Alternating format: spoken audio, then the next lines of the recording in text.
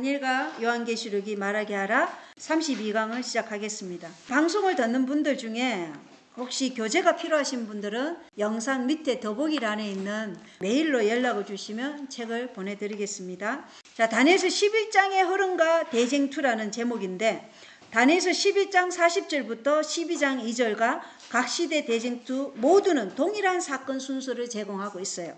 다니엘서 11장 40절의 전반은 각 시대 대쟁투 265쪽에서 288쪽에 프랑스는 교황권을 공격하여 치명적인 상처를 입혔고, 그로 인해 교회와 국가 사이의 불법적인 불륜 관계가 단절되었다. 그래서 정치 권력은 교황권에서 무엇을 제거한 거예요? 세속의 칼을 제거했다고 돼 있어요. 그러니까 정치적인 그 힘을 제거한 것이죠. 다니엘서 12장 40절의 전반은 끝이 임하는 때 남쪽 왕이 그를 향해 밀고 나올 터이나, 여기 전반이에요. 여기까지만. 그리고 다니엘서 12장 40절 후반부부터 다니엘서 12장 43절은 각 시대 대쟁투 289쪽부터 605쪽까지 나와 있는데, 1798년 치명적인 상처가 입힌 날과 동쪽과 북쪽에서 소식이 전해지기 시작한 날 사이에 일어난 사건들에 대한 설명이 다니엘서 11장 40절 후반부터 11장 43절이에요. 그래서 우리가 다니엘서 11장 40절에서 끝이 임하는 때 남쪽 왕이 그를 향해 밀고 나올 터이나, 이것이 프랑스 혁명이 1789년부터 1799년 그때 일어났는데, 그때 일어난 프랑스의 상황이 어땠냐면, 가톨릭 사제들이 제1신분, 그리고 귀족신분이 제2신분, 이들이 면세 혜택과 특권을 누리는 소수의 부자들에 속했어요. 그 외에 다수의 평민들과 부르주아 세력들이 제3세력으로 신분 계층이 나눠져 있었어요. 그래서 이 다수의 평민들이 가난 때문에 일어난 혁명이 사실은 프랑스 혁명이에요. 그리고 마지막 교황이 부활하기 전에 동일한 역사가 온 세상에 일어날 것입니다. 그래서 끝이 임하는 때인 1798년 2월 나폴레옹의 장군이 베르티에가 로마를 공격하여서 비오 6세 교황의 권위를 포기하도록 했어요. 그리고 로마 공화국을 세운 것입니다. 그리고 비오 6세 교황은 1789년 3월에 프랑스까지 포로로 끌려갔고 1799년에 8월에 사망했어요. 그래서 계시록 13장 10절에 포로로 끌고 가는 자는 포로로 끌려갈 것이요 칼로 죽이는 자는 반드시 칼로 죽임을 당하리니, 이 말씀이 성취된 게 바로 비오 6세가 로마에서 프랑스로 포로로 끌려가고 그 감옥에서 죽었다는 것입니다.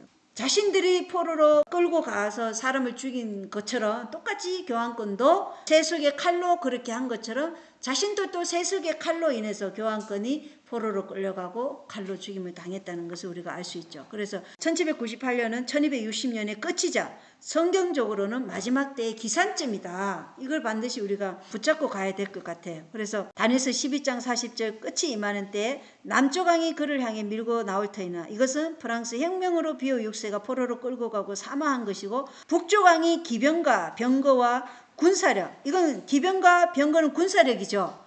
북쪽 왕이 이 군사력과 그리고 많은 배를 거느리고, 이거는 경제적인 힘을 가지고, 이게 지금 미국에서 행하는 관세 전쟁이라는 것이에요. 그래서 배도한 개신교 미국이 교황권을 위해서 지금 이 일을 하고 있는 것이 다니엘서 11장 40절 후반부에 그 말씀이 적혀 있는데, 그 말씀이 뭐예요?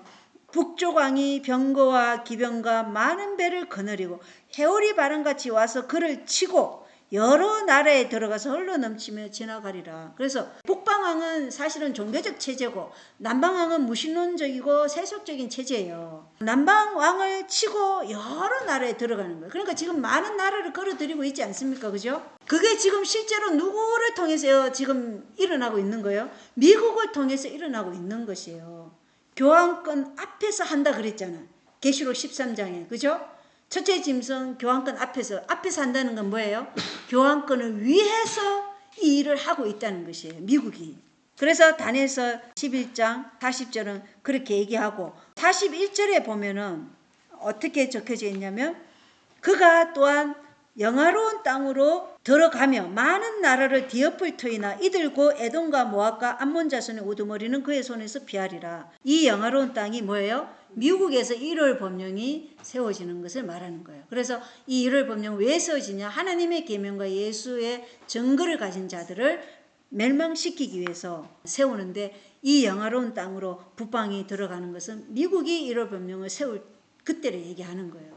그때 어떻게 된다? 에돔과 모압과 암몬 자손의 우두머리, 그러니까 롯의 이제 아들들이죠. 모압과 암몬이, 그리고 에돔은 야곱의 형제죠. 이들 중에서 바벨론에서 나올 자들이 있다는 거예요. 그러니까 개신교와 가톨릭에서 이방 민족에서 나올 자들이 있는 거예요. 이들은 한때는 진리를 가졌으나 그 진리를 거부한 자들이죠.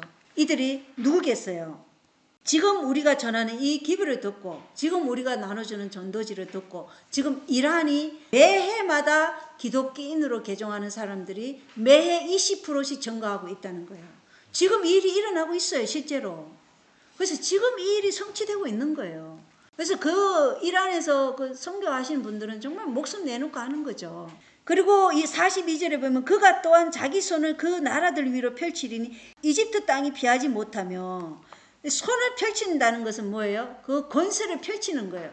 경제적인 간세 전쟁을 통해서, 아니면 군사적 힘을 통해서, 정치적 힘을 통해서 손을 펼칠 때 이집트 땅이 피하지 못하며, 이집트 땅은 세속주의들이 피하지 못하고, 43절에 보면 그가 금과 은혜, 보물과 이집트의 모든 귀한 것을 다스릴 권세를 가질 것이요. 그래서 뭐예요? 경제권을 가지고 권세를 다스린다는 거예요. 돈을 통제하면 전 세계를 통제하고, 에너지를 통제하면 나라들을 통제하고, 그리고 뭐예요? 음식을 통제하면 누구를 통제한다고요? 사람을 통제한다고. 그래서 이게 지금 43절의 이야기예요. 금과 은혜, 보물과 이집트의 모든 귀한 것을 다스릴 권세를 가질 것이요. 그래서 매매를 못하게 할 수 있는 거고, 매매를 통제할 수 있는 거예요. 리비아 사람들과 에티오피아 사람들도 그의 발밑에 있으리라. 그래서 남쪽의 나라들은 이 경제적인 힘에 의해서 북방왕의 세력에서 벗어나지 못한다는 것이에요. 그래서 이 북방왕은 미국과 교환권, 그리고 세계의 정치적인 열불, 이러한 모든 것들이 사실은 1월 법령을 세우고 한다 그랬잖아요. 그래서 북방왕이 경제권으로 사람들을 이제 지배하기 때문에 리비아 사람, 에티오피아 사람, 이집트 땅에 있는 사람들이 피하지 못한다. 그 올무에 사로잡힌다는 것이에요. 그리고 44절에 보면 그러나 동쪽과 북쪽에서 나오는 소식이 그를 근심하게 한다 그러죠. 그래서 우리가 지금까지 43절까지 읽은 것은 1798년 치명적인 상처가 입힌 날과 동쪽과 북쪽에서 소식이 전해지기 시작한 날 사이에 일어난 사건들에 대한 설명이 다니엘서 11장 43절까지라는 것을 지금 각 시대 대쟁투 289쪽에서 605쪽까지 지금 말해주고 있어요. 그리고 다니엘서 11장 44절의 전반부는 그러나 동쪽과 북쪽에서 나오는 소식이 그를 근심하게 하므로 그가 경로하여 나아가서 많은 사람을 멸하며 완전히 없앨 것이요. 그래서 북방왕이 근심하는 이유가 뭐라 그랬어요? 북쪽에서, 하늘에서 오는 또 다른 영광의 천사, 이게 뭐야? 늦은 비와 큰 소리 외침을 가지고 오는 그 천사, 북쪽에서 오는 소식이 있다는 거예요. 그거는 신실한 남은 자들은 바벨론에서 나오라는 그 부르심, 그걸 외치는 거예요. 그리고 동쪽에서 온 소식은 인치는 기별이에요. 이게 선포될 것인데, 이것이 늦은 비의 능력을 받은 큰 소리 외침이라는 것이에요. 신실한 남은 자들은 바벨론에서 나오라는 부르심을 받고, 또 동쪽에서 온 소식은 인치는 기별이고, 이게 선포될 때 북방왕이 근심하게 된다. 예, 이걸 지금 설명해주고, 이것은 늦은 비의 능력을 받은 큰 소리 외침이라는 것입니다. 그래서 다니엘서 11장 42절에 이집트가 피하지 못하고 리비아, 에티오피아 이런 사람들이 그의 발밑에 다 있다는 것은 북방왕의 권세가 세속주의를 정복하고 완전히 복종케 하는 것이에요. 그래서 마지막에 모든 이 세상의 경제적 지배권을 교환권이 통제하고 모든 것을 지배할 것이에요. 돈을 지배하고 식량을 지배하고 에너지를 지배하기 때문에 모든 인류를 지배하게 될 것을 우리가 이 다니엘서를 통해서도 알 수 있다는 것입니다. 그리고 다니엘서 11장 44절 후반부터 다니엘서 12장 1절의 전반까지가 각 시대 대쟁투 607쪽에 나와 있는데, 이게 무슨 말씀이냐? 다니엘서 12장 44절의 후반부는 그가 크게 경로하여 나아가서 많은 사람을 멸하며 완전히 없앨 것이요, 또 그가 자기 궁궐의 장막들을 바다들 사이에 영화롭고 거룩한 산에 세울 터이나, 여기까지가 전반부예요. 이것은 인침의 기별과 바벨론에서 나오라는 부르심은 악인들을 경롭게 할 것이며 미가엘은 그 책에 기록된 자들을 보호하기 위해 일어설 것이라는 것을 12장 1절까지가 얘기해 주는 것이죠. 다니엘서 11장 44절에 동쪽과 북쪽에서 나오는 소식이 그를 근심하게 하므로 그가 크게 격노하여 나아가서 많은 사람을 멸하며 완전히 없앨 것이다. 이 말씀은 전 세계적인 사형 선고가 내려질 것을 말하고 있는 것이에요. 완전히 없애질 것이라는 것은. 그리고 북방왕은 최후의 치명타를 가하기 위해 영적 예루살렘인 예수의 씨에 남은 물이 밖에 장막을 칠 것이에요. 이로 인해 남은 자들에게 환난의 때가 올 것인데, 이 환난은 어떤 환난이에요? 야곱의 환난, 대환난, 그때를 얘기하는 것이에요. 그래서 요 앞에 그 북방왕이 격노하는 때, 이때는 소환난이겠죠. 그러나 이제 영화롭고 거룩한 산 사이에 자신의 장막들을 세우는 그때는 사형 선고가 내려질 때, 그때를 얘기한다고 지금 이 다니엘서 11장 45절 전반과 12장 1절에 중반은 그걸 얘기한다, 이렇게 얘기하는. 그러면 지금 보험 목사님은 다니엘서 12장 44절 후반부 나아가서 많은 사람을 멸하면 완전히 없앨 것이요, 요거랑 다니엘서 12장 1절에 그때 내 백성의 자손들을 위하여 일어서는 큰 통치자 미가엘이 일어날 것이요, 요걸 함께 묶은 것이죠. 그래서 이 인침의 기별과 바벨론에서 나오라는 부르심은 악인들을 경록케 할 것이며, 미가엘은 그 책에 기록된 자들을 보호하기 위해 일어설 것이다. 그리고 11장 45절 전반과 12장 1절의 중반은 또 같이 묶었어요. 그게 뭐냐? 또 그가 자기 궁궐의 장막들을 바다들 사이 영화롭고 거룩한 산에 세울 터이나, 이것과 다니엘서 12장 1절에 또 고난의 때가 있으리니 그것은 민족이 있은 이래로 그때까지 결코 없었던 고난일 것이며, 이것을 같이 묶었어요. 그래서 남은 자들에게 전 세계적인 사형 선고가 내려질 것이고, 북방왕은 최후의 치명타를 가하기 위해 영적 예루살렘 여자의 씨에 남은 자의 밖에 장막을 칠 것인데, 이로 인해 남은 자들에게 환난의 때가 올 것인데, 이 환난은 대환난, 야곱의 환난이라는 것입니다. 그리고 다니엘서 11장 45절 후반과 다니엘서 12장 1절을 같이 묶었어요. 이게 각 시대 대쟁투 635조 이하인데, 11장 45절 후반부는 그의 끝이 이르겠고 아무도 그를 도와주지 아니하리라, 이 말씀과 다니엘서 12장 1절 후반부 그때에 내 백성이 구출을 받되 책에서 발견된 바 기록된 모든 자가 구출을 받으리라. 이것이 뭐예요? 여섯 번째 재앙 때 모든 땅의 왕들과 무리들이 북방왕 교환권에게 속았다는 것을 깨닫고, 종교 지도자들에게 속았다는 것을 깨닫고 그들을 지지하던 그 지지를 철회하는 것이죠. 등을 돌린다는 것입니다. 그래서 북방왕은 끝이 이를 것인데, 이는 그의 기반이 그에게 등을 돌릴 것이기 때문이고, 미가엘이 그분의 남은 자들을 구원하실 것이다. 그리고 다니엘서 12장 2절에는 땅의 티끌 속에서 잠자는 자들 중에 많은 사람이 깨어나 얼마나 영존하는 생명에 이르고 얼마나 수치와 영존하는 치욕에 이른다. 이 말씀은 셋째 천사의 기별을 믿는 믿음 안에서 죽은 자들은 예수님을 찌른 자들과 함께 특별 부활할 것을 말해주고 있다는 것입니다. 11장 44절 후반과 12장 1절 전반을 함께 묶고, 11장 45절 전반과 12장 1절 중반을 함께 묶고, 11장 45절 후반과 12장 1절 후반을 함께 묶어야 이게 해석이 딱딱 들어맞는다, 이렇게 설명해 놓은 거예요. 그리고 12장 2절은 이제 특별 부활을 얘기하는 것이다. 이렇게 정리가 했습니다.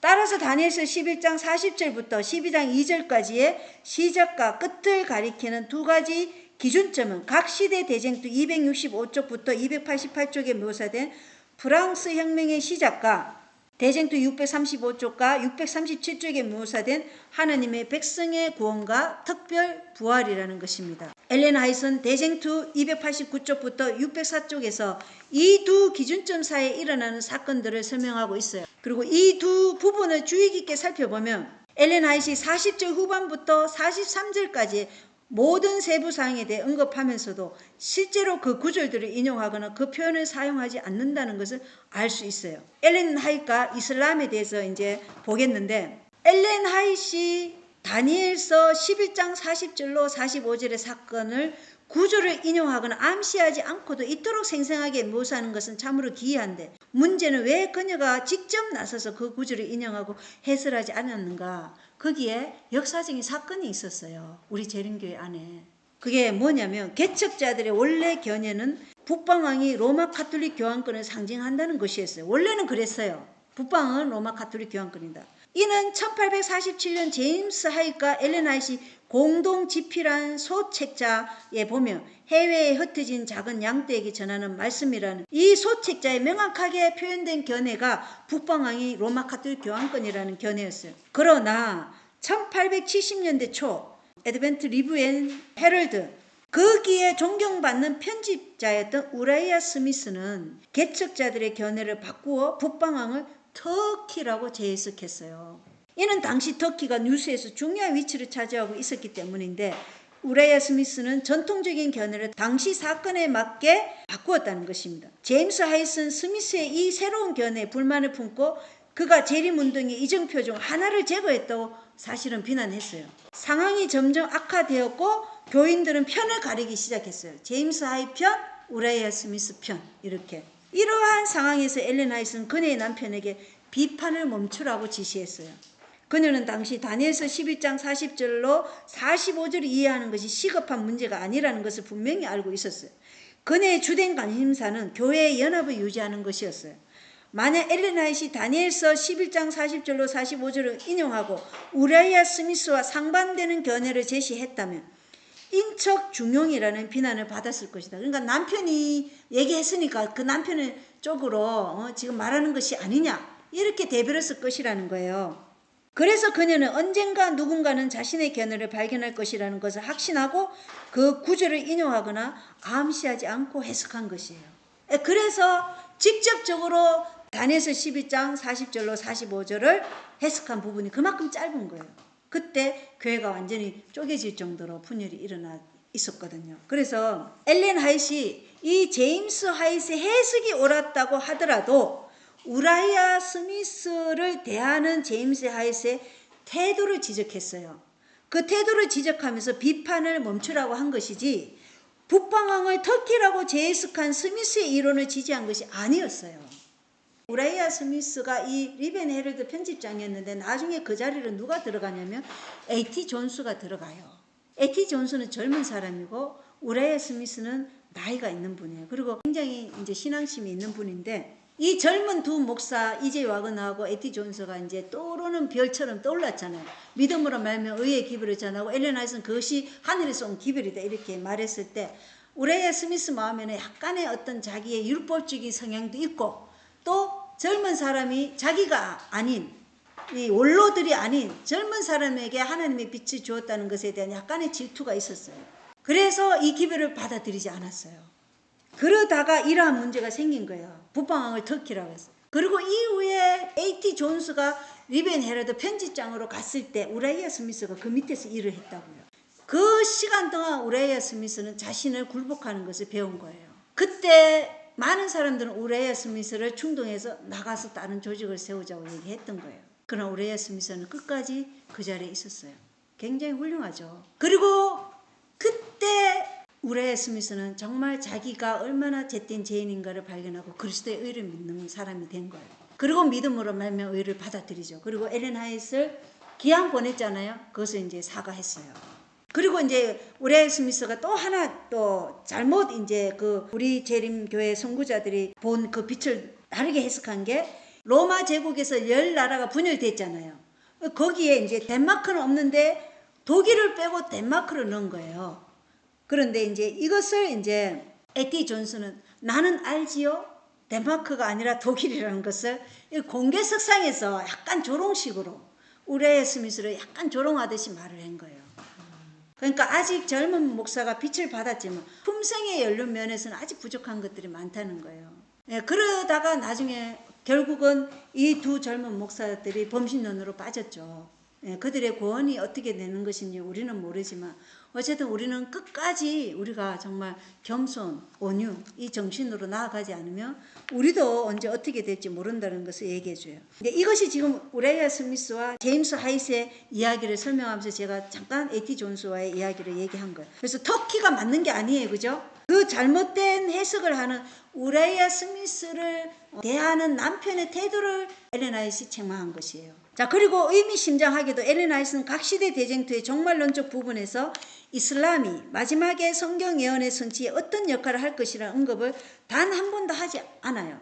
엘렌 화이트는 급진적인 이슬람의 부상에 어떠한 예언적 중요성도 보지 못한 것으로 보이는데 성경의 큰 연쇄적 예언들도 마찬가지입니다. 그래서 다니엘 2장, 7장, 다니엘 8장, 9장, 그리고 요한계시록 12장, 13장, 그리고 마태복음 24장, 요한계시록 17장의 예언에는 이슬람에 대한 언급이 없어요. 또한 교회들과 7인들에 대한 예언에도 이슬람에 대한 언급은 없다고 얘기해요. 근데 이거를 볼 때 이제 우리가 생각해야 되는 것이 있어요. 월트 바이츠 박사님 240강 강의에 보면 기독교 대 이슬람이라는 그 강의가 있어요. 월트 바이츠 박사님 그 강의에 보면 이건 좀 알아야 될 것 같아서 제가 설명하고 넘어갈게요. 성경은 명백한 예언과 시간대를 가지고 있어요. 그렇잖아요.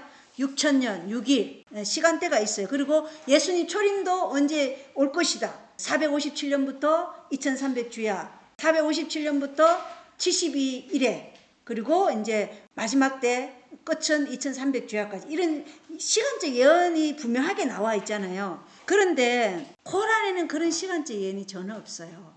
그리고 우리는 안식일이라는 분명한 개념이 있잖아요. 유대교도 안식이라는 분명한 개념이 있는데 코란에는 금요일에 예배를 드려요. 모스크에 가서. 그러나 그날이 안식이라는 개념은 없어요. 그래서 성경의 중심 인물은 우리가 메시아라는 것을 알 수 있죠. 예수 그리스도 메시아. 그게 다니엘서 8장, 9장에서 분명하게 우리에게 보여줘요. 그분이 메시아다. 그 메시아는 당신의 백성들을 위해서 죽을 것이라는 것을 분명하게 보여주는데 땅의 왕국들과 인간의 역사는 결국은 은혜의 시간이 끝이 오면 멸망하고 하나님께서 하나님 왕국을 세우는 것으로 마치게 된다는 분명한 예언이 우리에게 분명하게 보여주고 있는데 코란의 중심 인물은 사람이에요. 예수 그리스도가 아니에요. 그 코란의 중심 인물은 사람이고 역사 시간은 전혀 없고 예수님의 어머니 마리아가 눈에 띄게 코란에는 적혀져 있어요. 그래서 하늘에서 가장 높은 여성으로 마리아가 축켜 세워져 있고 코란은 신학에 있어서 알라를 묘사하는 데 있어서 로마 가톨릭과 굉장히 닮아 있어요. 그래서 이슬람은 로마 가톨릭의 반세된 거울이다 할 정도로 굉장히 닮아 있고 가톨릭의 신은 성경의 신과 같지 않죠. 가톨릭은 외부용과 내부용 교리가 따로 있는데 무슬림도 동일하게 내부용과 외부용이 따로 있어요. 그리고 코란에서 예수님의 호칭은 꼭 어떻게 나오냐? 마리아의 아들로 강조되고 있어요. 마리아의 아들. 그러니까 가톨릭과 비슷해요. 예수께서 우리를 위해 죽으신 것이 아니라고 가톨릭은 얘기하거든요. 너희 죄를 위해서 죽은 것이 아니다. 그래서 너희는 너희 죄를 위해서 스스로 너희가 대속해야 한다. 그래서 만든 게 뭐예요? 연옥이에요. 그래서 면죄부를 만든 것이고 가톨릭은 예수님이 아버지에 만들어진 존재라고 얘기하는데 이슬람도 마찬가지죠.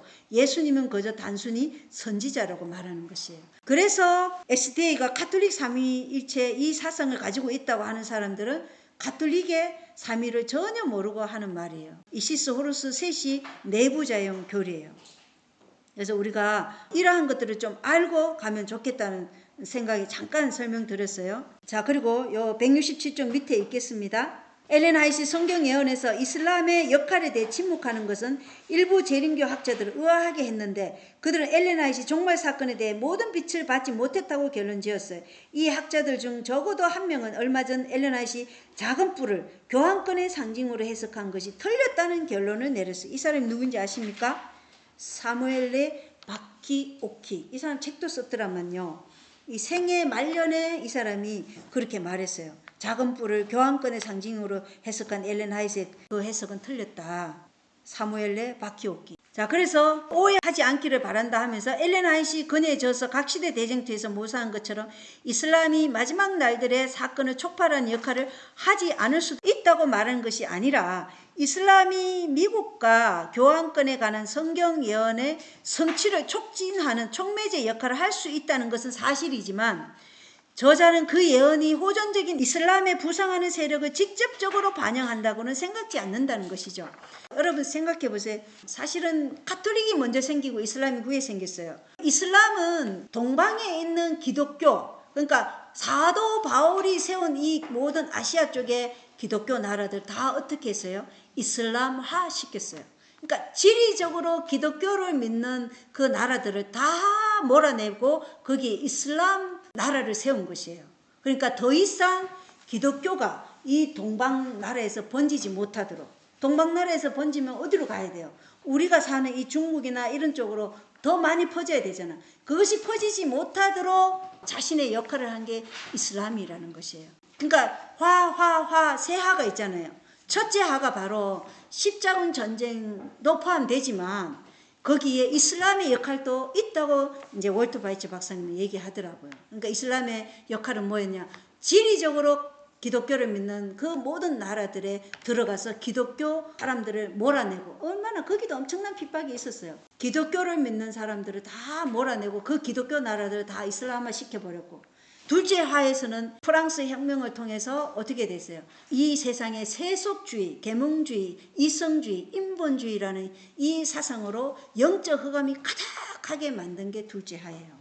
그래서 네 번째 나팔에 보면 교황권이 1260년 동안 온갖 교리들을 다 만들었잖아요. 그래서 어둡게 했는데 거기에 다섯 번째 나팔이 교황 로마에 의해서 십자군 전쟁 그리고 이슬람 세력들의 그 활동이 있었다는 것을 월터 바이츠 박사님은 그 두 가지가 함께 볼 수 있다 이런 얘기는 하시더라고요. 그래서 성경적 증거에 비추어 볼 때 급진적인 이슬람이 특정한 마지막 때 예언을 성취한다고는 믿지 않지만 예언 성취의 촉매제 역할을 할 수 있다고 스티븐 보어 목사는 생각하고 있습니다. 9.12 테러와 알카에다 또 이시스와의 전쟁은 우리의 정치적 종교적 자유를 침해했을 뿐만 아니라 기독교인들 그리고 일부 제7안식일 예수 재림교인들의 시선을 중동으로 돌려서 거기에서 예언적 정치를 찾도록 만들었어요. 그 결과 마지막 날의 사건들에 관여할 세력들, 즉 교황권, 배도한 개신교 그리고 세상의 정치적 세력들이 시야에서 사라지게 했어요. 왜 하마스와 이스라엘이 전쟁을 하고 왜 그렇게 했어요? 계속적으로 뭐예요? 사람들의 시선을 이 삼중연합에게 고정시키지 않고 사람들의 시선을 중동으로 관심을 딴 데로 돌리는 것이죠. 그리고 그들이 이러한 삼중연합에서 행하는 일들을 통해서 1월 법령이 세워지고 교황권이 부활하는 그 1260년의 압제의 시대가 올 것이라는 것을 전혀 무방비 상태에 있도록 하기 위해서 무엇을 쓰냐면 이 이슬람과 이스라엘을 사용한다는 것입니다. 그래서 이슬람이 성경 예언의 성취를 촉진하는 촉매제 역할은 한다는 것입니다. 자, 그리고 마지막으로 레슨 5가예요. 엘렌 화이트의 7 재앙 관점에 대한 몇 가지 생각인데, 엘렌 화이트는 각 시대 대쟁투에서 다니엘서와 요한계시록에 대해 많은 이야기를 했고, 그러나 이 예언서의 일부분은 그녀가 인용하지 않았는데 다섯째 재앙의 초자연적인 어둠, 그것이 계시록 16장 10절로 12절이죠. 그리고 유프라테스 강의 말라버림이 계시록 16장 12절이고, 그리고 계시록 16장 16절의 아마겟돈 전쟁, 그리고 여섯 번째 재앙의 동쪽의 왕들 등이 그 예시인데, 그녀가 이 구절들에 대해 많은 이야기를 했지만 인용하지 않았을 가능성이 있는가 하면서 요한계시록 16장의 마지막 세 가지 재앙을 예로 들어서 엘렌 화이트이 인용하지 않은 구절들에 대한 해설을 찾을 수 있는지 한번 살펴보는데, 대쟁투 628쪽에는 엘렌 화이트는 처음 네 재앙을 묘사하는데 한 페이지도 채 사용하지 않았어요. 사실 그래요. 처음 네 가지 재앙은 한 페이지도 사용하지 않지 그냥 짧게 넘어가고 네 재앙 모두 성경절을 인용했어요. 그러나 이상하게도 그 다음 7페이지에서 그녀는 마지막 세 재앙에 대한 언급을 하지 않았어요. 그래서 대쟁투 628쪽 이후부터는 다섯째 재앙이나 여섯째 재앙에 대한 성경절을 전혀 인용하지 않고, 이 때문에 일부 사람들은 엘렌 화이트이 다섯째 재앙의 초자연적인 어둠과 유프라테스 강의 말라버림 그리고 아마겟돈 전쟁 그리고 여섯째 재앙에서 동쪽의 왕들에 대한 빛을 가지고 있었는지 의문을 품게 되었다는 것을 말하고 있어요. 그러나 엘렌 화이트이 일곱째 재앙을 묘사하는 성경절들을 대쟁투 636쪽, 637쪽에서 인용했다는 점에 유의하는 것이 중요한데, 628쪽의 처음 네 재앙과 636쪽, 637쪽의 일곱째 재앙에 대한 성경절은 이용했지만 그 사이 다섯째, 여섯째 재앙에 대한 성경절은 인용하지 않았어요. 따라서 넷째 재앙과 일곱째 재앙 사이에 간격이 있는 것으로 보이는데 요약하자면 처음 네 재앙에서 성경절을 인용했어요. 대쟁투 628쪽에. 그리고 다섯째는 여섯째 재앙에서 성경절을 인용하지 않았어요. 대쟁투 629쪽부터 635쪽에. 그리고 일곱째 재앙에서 성경절을 인용해요. 대쟁투 636쪽에서 637쪽에. 그래서 겉으로는 엘렌 화이트는 각 시대 대쟁투에서 다섯째와 여섯째 재앙에 대해 아무 말도 하지 않은 것처럼 보이는데, 왜냐하면 그녀는 어떤 성경절도 인용하지 않았기 때문이고, 그러나 우리가 앞으로 보게 될 것처럼 그것과는 다를 수 있다는 것입니다. 그래서 이 다섯째, 여섯째 재앙에 대한 해설을 한번 찾을 수 있는데, 그게 어디 있냐면 대쟁투에 있어요. 대쟁투 628쪽에서 처음 네 재앙을, 대쟁투 636쪽에서 637쪽에서 일곱째 재앙에 대한 성경절을 인용했다면 다섯째와 여섯째 재앙에 대한 그녀의 해설은 그 중간 어디에 있을 것이라 그렇게 이제 예상하면서 이 보험 목사님이 찾은 거예요. 그래서 여기 170쪽에 엘렌 화이트의 주석을 이해하는 열쇠 이렇게 되어 있죠. 거기에 보면 다섯째와 여섯째 재앙에 대한 엘렌 화이트의 관점을 이해하는 핵심은 대쟁투 635쪽에 있다. 그곳에서 그녀는 바벨론의 악한 무리들, 즉 사형 선고를 집행할 준비를 하고 있는 엄녀가 앉아있는 상징적인 유프라테스 강에 소용돌이 치는 물을 묘사하고 있고, 홍수가 하나님의 백성을 막 죽이려 할 때 다섯째 재앙의 어둠이 바벨론에 내려온다. 엘렌 화이트는 다섯째 재앙인 어둠으로 이어지는 사건들을 다음과 같이 묘사하는데, 대쟁투 635쪽 읽어보겠습니다. 승리와 조소와 조수의 함정을 지르면서 악인들의 무리가 그들의 노획물에게 달려들려 할 때 밤의 어둠보다 더욱 짙은 암흑이 온 땅을 덮는다. 다섯 번째 재앙이 뭐였냐면 어둠이 그 짐승의 왕국에 임한다 그랬잖아요. 근데 엘렌 화이트 여기에 대해서 설명이 없어요. 그런데 대쟁투에는 이렇게는 설명이 되어 있다는 것이에요. 악인들의 무리가 그들의 노획물이 누구예요? 예수의 씨에 남은 무리잖아요. 그들의 노획물에게 달려들려 할 때 밤의 어둠보다 더욱 짙은 암흑이 온 땅을 듭니다. 그러니까 다섯째 재앙이 임한다는 거예요.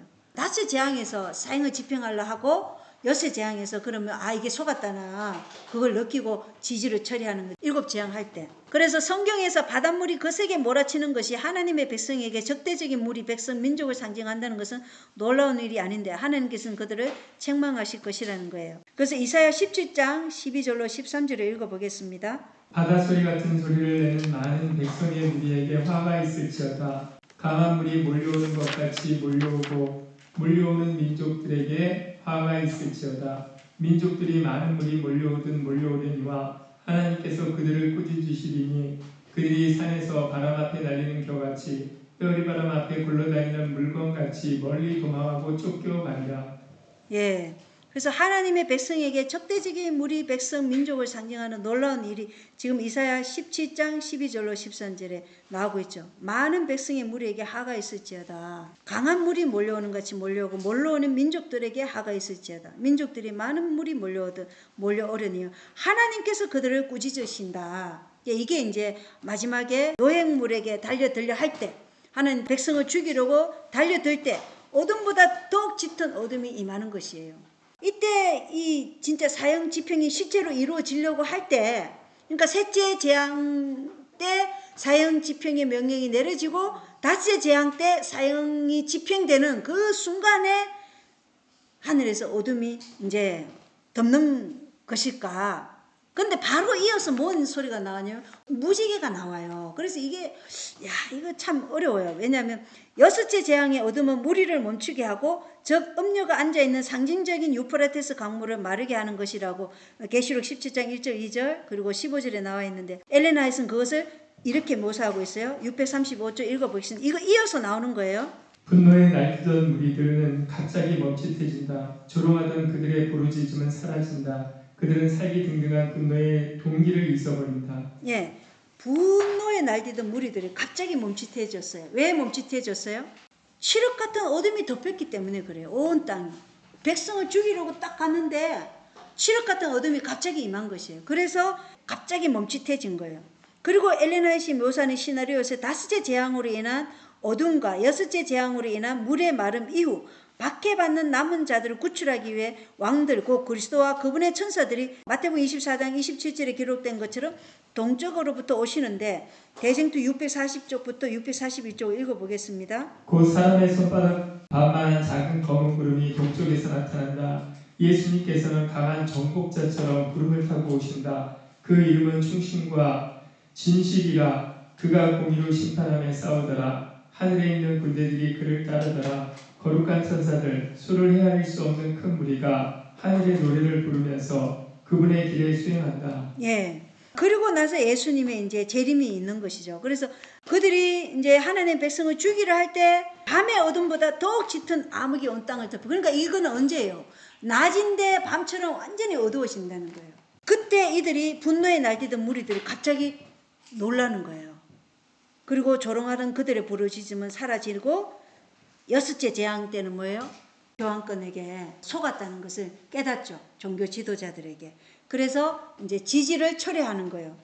그리고 이제 하늘에서 음성이 들리죠.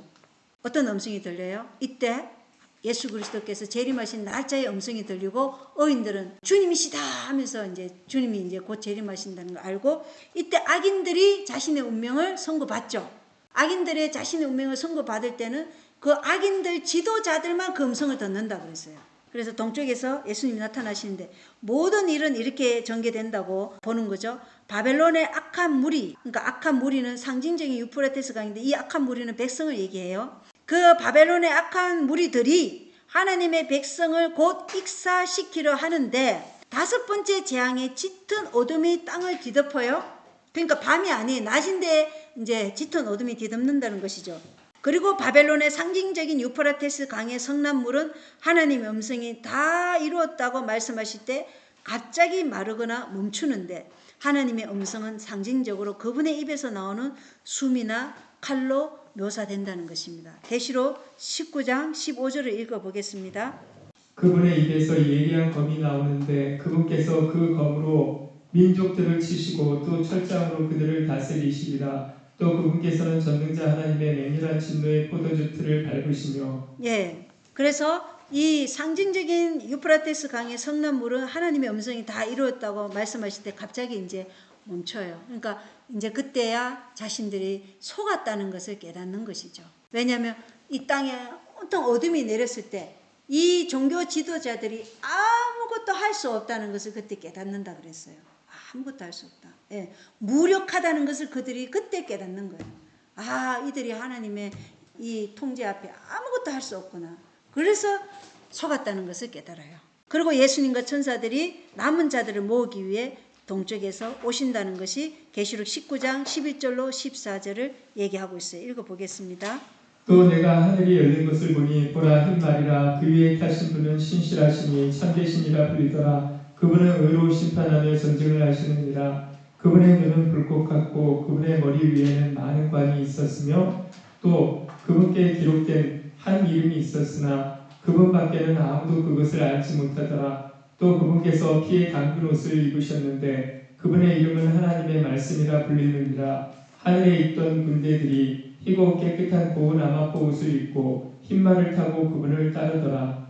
예, 흰말을 타고 오시는 분이 이제 오셔서 예수 그리스도의 씨에 남은 자들을 이제 모으기 위해서 동쪽에서 오시는데, 이사야 11장 4절을 잠깐 읽어보겠습니다. 오직 가난한 자들을 위해 의로 재판하고 땅에 온유한 자를 위해 공평으로 꾸짖으며 자기 입의 막대기로 땅을 치고 자기 입술의 숨으로 사악한 자를 죽이며. 예, 이사야 11장 4절의 말씀. 오직 가난한 자들을 위해 의로 재판하고 땅에 온유한 자를 위해 공평으로 꾸짖으며 자기 입의 막대기로 땅을 치고 자기 입술의 숨으로 사악한 자를 죽이는 것이 지금 계시록 19장 15절에 기록된 것처럼 하신다는 거예요. 그래서 의로 자기 허리에 띠를 삼고 신실함으로 자기 콩팥주에 띠를 삼는 백성들을 데리러 오신다는 것입니다. 그리고 이 땅은 항폐하게 될 것인데, 이 지상의 항폐라는 챕터가 있죠. 그래서 거기에 대쟁투 654조 읽어보겠습니다. 하나님의 목소리가 하나님의 백성을 사로잡히면서 돌이키실 때 인생의 큰 싸움에서 모든 것을 잃어버린 자들은 무서운 각성을 할 것이다. 예, 그때 너무 늦었죠. 이때 각성하는 것은. 아, 내가 그때 하나님을 받아들일 거예요. 이렇게 후회해도 소용이 없다는 것입니다. 그리고 그 후회는 절대 회개가 아니라는 것이죠. 예. 그런 다음 엘렌 화이트는 물이 마르는 것의 의미와 그들이 어떻게 자신들을 속인 바벨론의 종교 지도자들에게 분노를 표출할 것인지에 대해 자세히 설명하고 있는데, 각 시대 대쟁투 655쪽입니다. 사람들은 그들이 지금껏 속아온 것을 깨닫는다. 그들은 피차간에 그들을 멸망으로 인도하였다고 비난한다. 그러나 모든 사람은 연합하여 목사들에게 가장 혹독한 비난을 한다. 불충한 목사들은 순탄한 일들만 예언해왔다.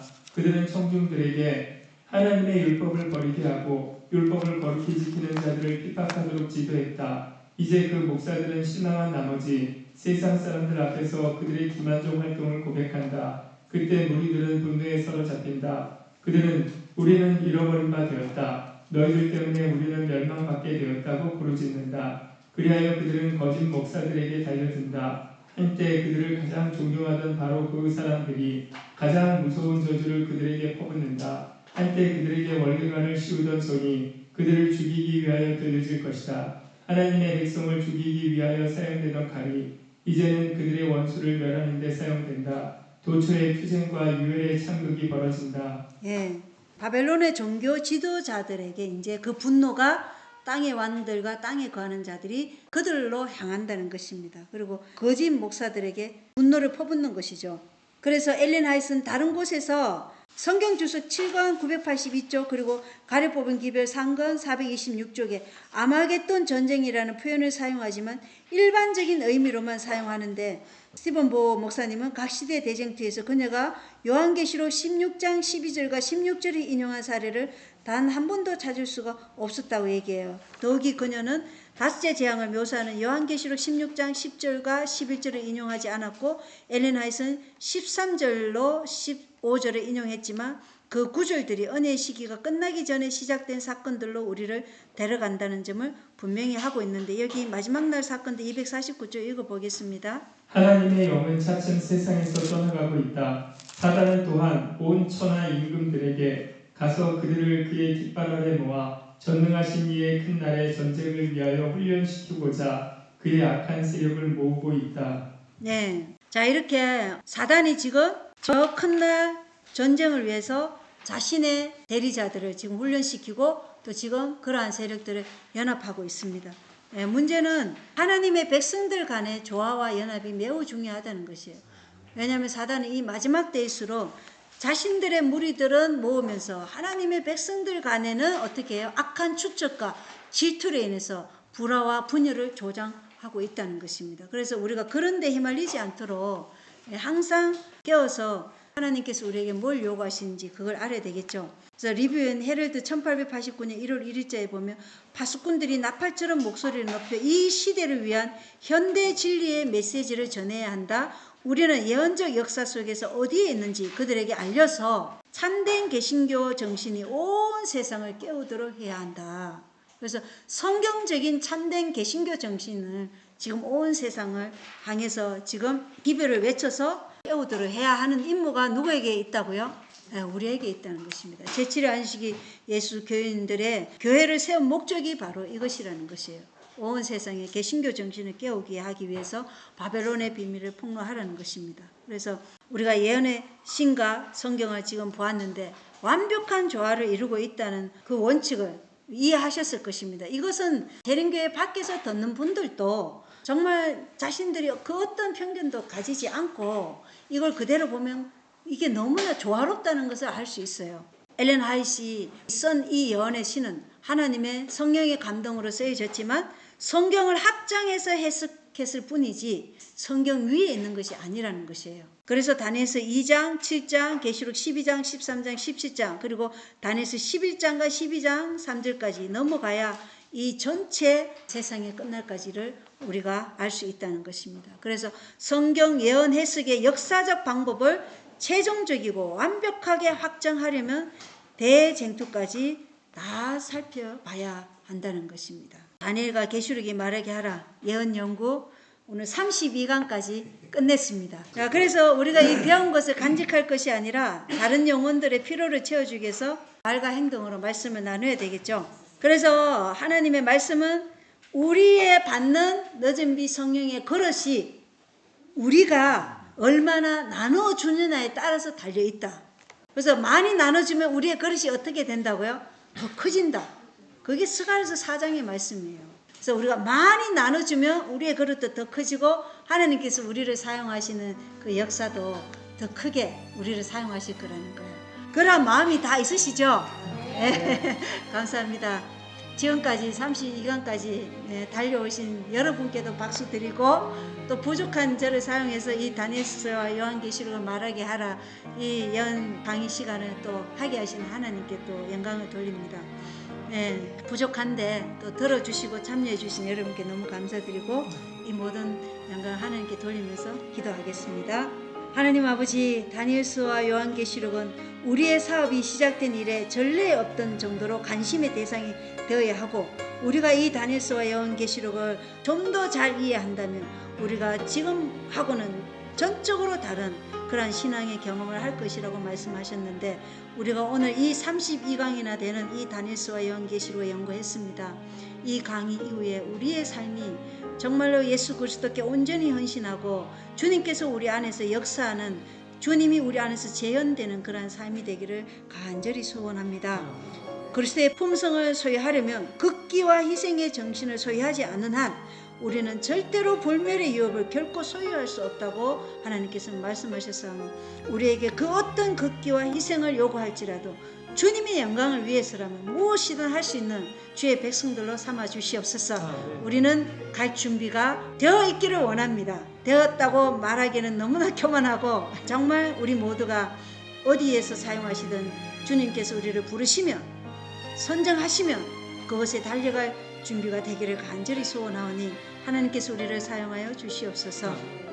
우리가 배운 이 말씀들이 우리의 삶에서 경험되어지고 나누는 삶이 되어서 우리가 늦은 비 성령을 받을 때는 더 풍성한 이른 비의 성령에 못지않은, 그보다 훨씬 더 큰 능력으로 늦은 비가 임할 것이오니, 우리가 이른 비의 충만함으로 지금 준비가 되도록 하나님 역사하여 주시옵소서.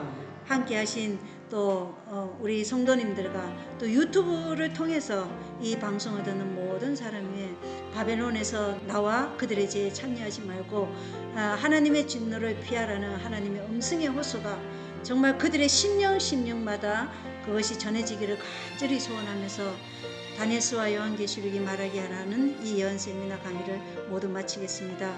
이 책을 집필해 주신 스티븐 보험 목사님께도 감사드리며, 하나님께서 그에게 계속적인 이 말씀 연구를 통해서 더욱더 많은 빛을 주시기를 간절히 소원합니다.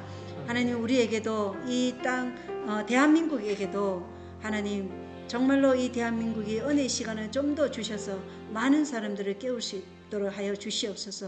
이란은 지금 매해 20% 이상씩 기독교인이 증가한다는데, 우리는 기독교가 지금 프로테스탄트의 정신을 다 잃어가고 있습니다.